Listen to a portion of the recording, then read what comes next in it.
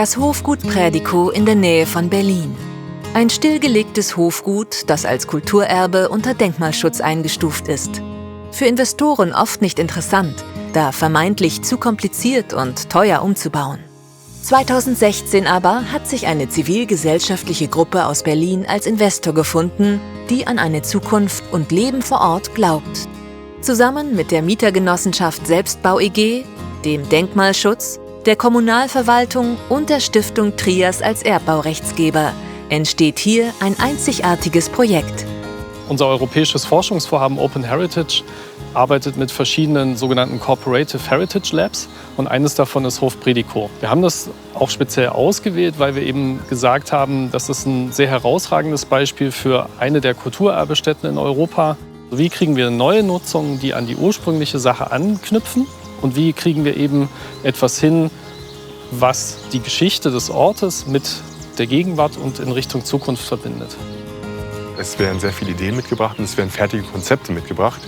Und das funktioniert im Dialog. Die Beteiligten kommen mit ihren Ideen zu uns, stellen diese vor und bringen auch die Lösungen schon mit. Und das ist natürlich für uns insofern ein großer Vorteil. Wir haben einen Sachverstand vor Ort. Wir haben das Leben halt im Dorf. Und das macht sich ja gerade hier bemerkbar in Gestalt der Dorfscheune, in Gestalt der kleinen Treffmöglichkeit Schwarzer Storch, in Gestalt des Dorfwohnzimmers. Das sind so in gewissem Maße Selbstläufer, die natürlich auch einer behördlichen Unterstützung bedürfen, aber die ausgereift sind. Die Besonderheiten des einstigen Hofguts und das Verständnis der einzelnen Akteure werden auf einer Tagung im Dialog aufgearbeitet.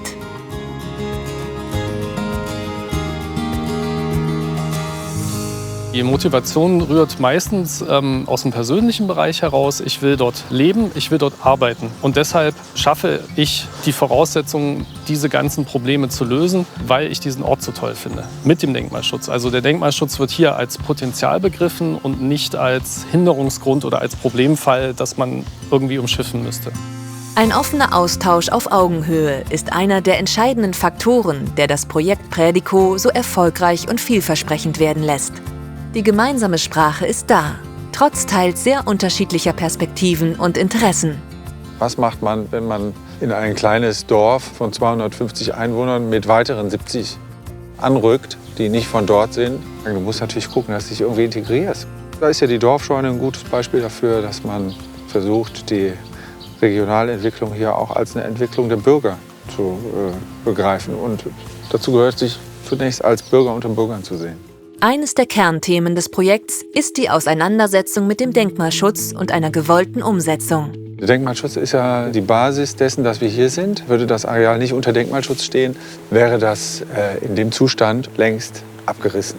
Für diese Dinge, die wir hier sehen, die Feldsteinfassaden, das ist ja ein Brandenburger Kulturgut, ist der Denkmalschutz ein Garant für einen Wert. Den die dir aufdringen, den Wert, den zwingen die dich zu entwickeln, aber es ist ein Wert. Das Grundprinzip des Denkmalschutzes ist ja der Erhalt des gestalteten kulturellen Erbes. Und wenn ich ein Gebäude erhalten will, dann brauche ich eine Sache unbedingt, und das ist Nutzung. Wenn ich ein Gebäude nicht nutze, wird es irgendwann zu einer Ruine. Und das kann nicht im Interesse der Denkmalschutz sein.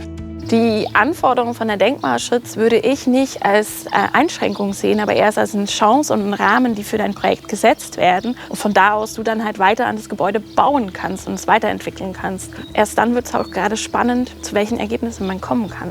Da kommen eben solche Gemeinschaften, weil die ein höheres kreatives Potenzial haben, weil es engagierte Menschen sind, die nicht in den normalen, vorgefertigten Pfaden gehen, sondern die auch überlegen, was kann man anders machen, was kann man neu machen, wo sind Chancen und nicht immer gleich an die Risiken zu denken.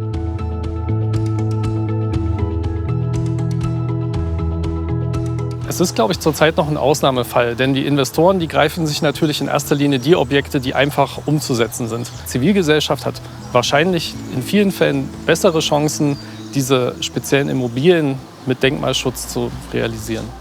Wir haben in das Projekt Dorfscheune auch Altmaterialien verwendet. Wir haben zum Beispiel von einem Gebäude, das abgerissen wurde, auf dem Hof Ziegelsteine gestapelt, gesaubert und gezählt und damit die neue Trennwand zwischen den beiden Nachbargebäuden erstellt. Weiter haben wir halt auch Auflagen von der Denkmalschutz bekommen, welche Materialien man verwenden könnte, damit man sozusagen die Materialität, die in das Gebäude vorhanden war, fortsetzt. Das Hofgut Prädikow ist ein gutes Beispiel für umgesetzten und gelebten Denkmalschutz. Es ist die erfolgreiche Neuausrichtung eines großen Areals, das auch in Zukunft viele Möglichkeiten offen hält. Das Projekt ist geprägt vom Aufbruch, Austausch, aber auch Ankommen. Zu sehen, was wird hier warum, wie gemacht und wie kann man miteinander klarkommen. Und da hilft es immer, wenn man zusammen Dinge repariert, zusammen Sachen aufbaut oder auch zusammen feiert und Zeit miteinander verbringt, die irgendwie konstruktiv ist.